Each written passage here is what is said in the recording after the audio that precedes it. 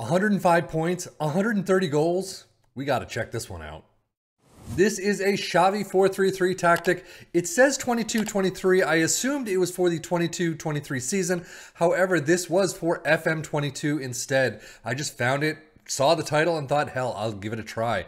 But basically saying a 4-3-3 FM22 tactic that dominated La Liga and demonstrated perfect overloads and third man runs. And what it's supposed to do is show you the perfection of the third man run, especially with Barcelona's team in the La Liga. But we are going to see what it does for our three teams of Liverpool and Aston Villa in the Premier League and our championship side of Ipswich Town right now. But just so you know, this is definitely one with the way that everything is written and everything is set up.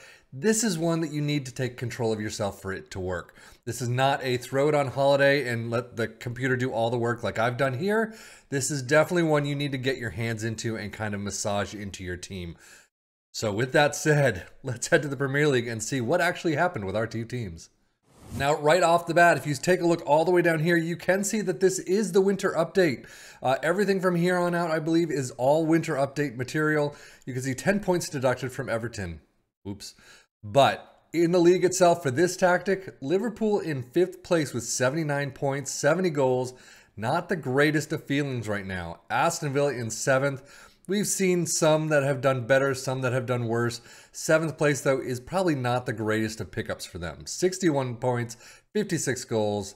Yeah, I would probably say it didn't work all that well for this one. Domestic Cups. Liverpool out in the Carabao Cup 4th round, 2-2 in penalties. Man City knocked them out 0-3 in the FA Cup quarterfinal. They do get all the way to the Europa League final, but unfortunately lose out to Real Hispalis 0-1. So all in all, not the greatest of seasons. 5th place sees them back in the Europa League. They do come runners up in the Europa League, but unfortunately don't walk away with the trophy. Knocked out in the quarters by Man City in the FA Cup. Knocked out in the 4th round by Wolves in Carabao Cup. So all in all, not the greatest. So I'm definitely not expecting much with this one in the squads. 26 goals for Nunez, 17 for Salah. That's not a bad tally. You don't have a lot of players in the double digits though. 10 assists for Salah and Szoboszlai apiece. That's not great. That is a lot lower than what you're expecting. Average rating 717 for Robertson, 712 for Nunez.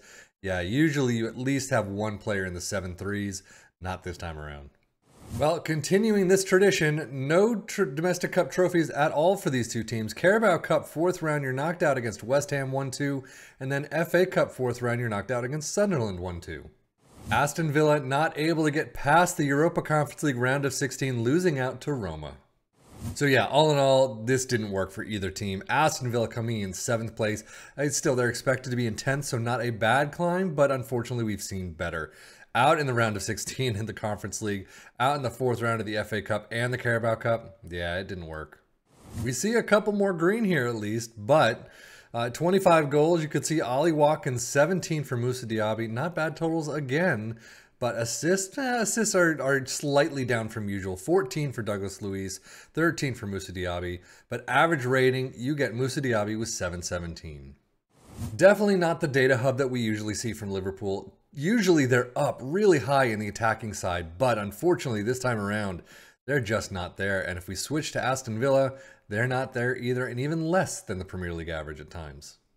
So Premier League stats, this should definitely be interesting. Goals-wise, 5th place for Liverpool is 70, and Aston Villa with 56 in 7th. I mean, still, that's not too bad, I guess. 4th place for Liverpool in fewest shots against, Aston Villa all the way down at 8th. Most possession, Liverpool with 57, Aston Villa in 54%, hovering around average. You get most dribbles made, Liverpool in 7th and Aston Villa in 8th, only by 2. That's funny. Most tackles won, never there. Best pass completion, Aston Villa was 6th at 88%, as does Liverpool.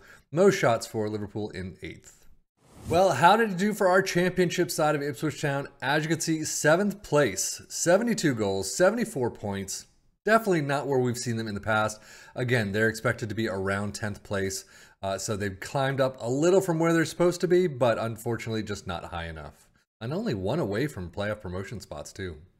Domestic Cups, I mean, pretty much the same story. Out against Peterborough in the Carabao Cup 3rd round, 3-5. What a game that was. But FA Cup 4th round against Arsenal, and you're out there. So overall, 7th place for Ipswich Town in the championship is not the greatest. It's okay. We've definitely seen better. FA Cup, Carabao Cup, they didn't really shine all that much, and they're not expected to. So wow, squad-wise, you got 1 in the green. Do you have anyone in double digits for goals? No, you don't. Chaplin and Hurst, West Burns, 9 and 8 apiece. Assist-wise, 13 for Leif Davis. There you go, 11 for Connor Chaplin. And then the only one in the green is a 7.34 for Leif Davis. Well, they're here in most of these categories. Ipswich Town in 8th place with most goals, 72, but a far distance from Leicester's 102. Fewest shots against in 3rd with 389. Most possession in 6th with 55 average. Most dribbles made, not there. Most tackles won, not there. Best pass completion all the way down in 8th with 89, better than Liverpool and Aston Villa. Most shots for, not even there.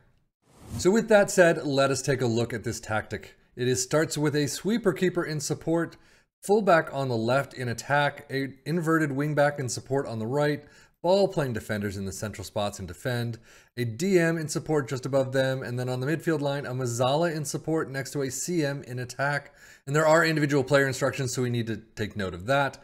Inside forward in support on the left, a winger on the right in attack, and then a pressing forward in support up front. Mentality is positive. In possession, attacking width is fairly wide. You got focus play down the left and the right, play out of defense. Passing directness is shorter, tempo is standard. Low crosses and work the ball in the box.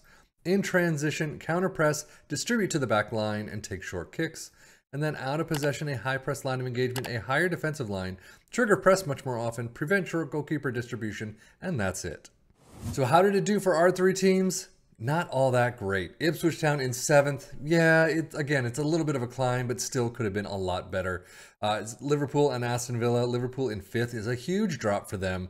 Aston Villa in 7th, again, slight climb, but not great. This is definitely one, like I said at the very beginning, you need to get your hands in and actually massage it into your team. This is not one that you can say, plop, there it goes, run away with the league now, and you will become absolute champions. It just didn't work for us whatsoever. But, you know, that's what these tactics do. Sometimes it works, sometimes it doesn't. And that could be, you know, the same tactic in multiple saves. It's just all over the place. But for us, it just didn't work. But that's it for me, Sefian FM, for the Football Manager blog channel, saying thank you as always for watching. Take care and enjoy.